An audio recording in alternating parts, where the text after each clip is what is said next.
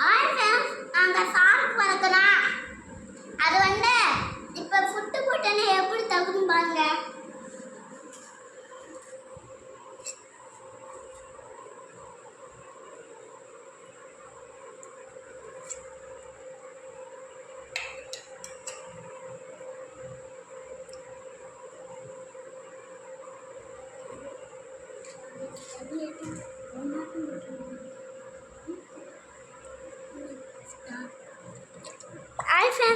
நாங்கள் இதை தண்ணியாட்டம் போட்டுருந்தோம்.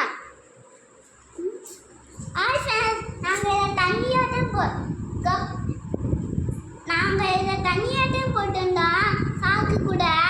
இப்போ சண்டை போடவா இதை மாட்டிட்டோம்.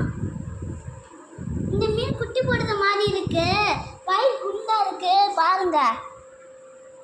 வயிறு குண்டா இருக்கு. குட்டி போட போறேன்னு நினைக்கிறேன் பாருங்க.